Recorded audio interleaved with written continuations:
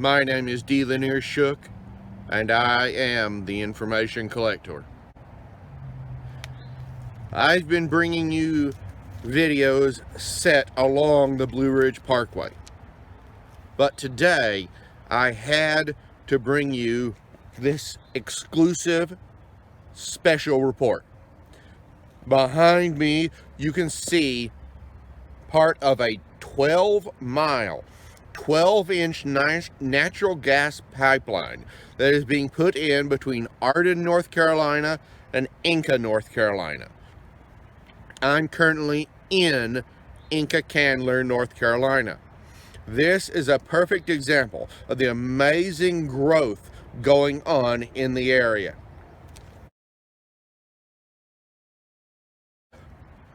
The pandemic interrupted a booming economy, but that economy is still solid and it's still booming.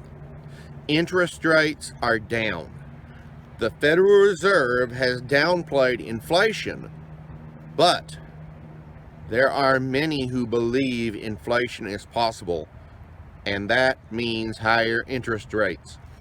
That's why last Wednesday in a press release, Alcoa Aluminum referred to a $500 million in notes that they had sold. Actually, they said they had closed the offering of these notes. These are 4.125% interest notes due in 2029. Now, this is significant because the money raised from this will go to fund their pension plans and go to redeem outstanding 6.75% notes due in 2024. So they're replacing higher interest notes with lower interest notes. They're getting cheap debt while they can. And this shows a confidence by Alcoa that the economy is going to go up. In a press release last Wednesday, the Biden administration moved to ensure children returned to the classroom. The National Safe Schools Reopening Summit pledged $81 billion of American Rescue Plan money to be released to all 50 states, the District of Columbia, and Puerto Rico. This is technically known as the Elementary Secondary School Emergency Relief. A few highlights: $10 billion to California, $8 billion to Texas, $6 billion to New York, about $3 billion to Illinois, Georgia, and Pennsylvania, respectively. About $500 million to West Virginia, Iowa, Kansas, New Mexico, and Utah, respectively. Vermont receives the least at $119,109,425. And Colorado will receive a lucky $777,552,421. Wonder what we're going to do with that dollar.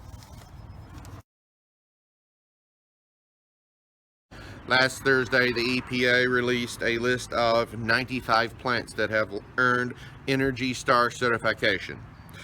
This has saved them $400 million in utility bills, which is about 8,000 jobs. 80 trillion BTUs of energy and about 5 million tons of greenhouse gases. Now, this is important because it shows that businesses are investing and upgrading their plants and equipment. The list included 44 bakeries, 9 cement plants, 5 glass manufacturers, 8 Honda plants, 2 Nissan plants, and 6 petroleum refineries.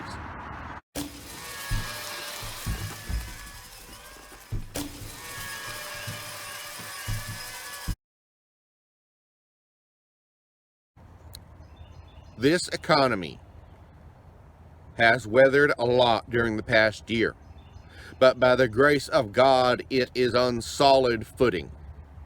And this strong economic bedrock was confirmed last week in a press release where Celanese discussed their virtual investor day. This is where Celanese management reflected on the 2020 losses and gains. They discussed the changes and outlook for their key markets: engineered materials, acetyl chains, and acetate tow. They emphasized new approaches to productivity in process automation, data and analytics, and supply chain networks. They emphasized sustainability, enhanced cash generation, and capital deployment. The acetyl chain division presentation came first. Now, this is a ubiquitous chemical that we see in everything pretty much, but especially in paint, glue, paper, and it's used for chemical feedstocks. It's a fascinating chemical. They take carbon monoxide and mix it with methanol to create acetyl chain products. For their division, they pointed out the construction boom is promising. They use a lot of it in construction. Solar power consumes a lot of high quality acetyl-based vinyl. They have, in the past year, debottlenecked several plants and built 2 more. They emphasized manufacturing flexibility and increased capacity. They pointed to focus on markets, investments, value chain optionality. Regarding the engineered materials division, they listed several markets in which they see growth. They deal with electronics, automotive, medical, small appliances, consumer packaging, and industrial products. They highlighted their digitalization of their division, localization in Asia, which they believe will support double-digit growth, and expanded sustainable offerings. They were pleased to discuss the acquisitions and joint ventures they had entered into, plus innovations that they had done. They believed that aligning acquisitions and joint ventures with innovations in megatrends such as future mobility, medical technology, connectivity, and sustainability will increase their sales. They focused on a few things that they felt would sustain this. Electric vehicles. They make several components that are vital for powertrains in electric vehicles. They discussed their vital dose controlled release drug delivery system. The connectivity was a big emphasis with the connectivity division of Celanese. With the rise of smart applications, smart cities, mobile devices, this means there will be new requirements. We have to have more bandwidth, reliability, and lighter devices.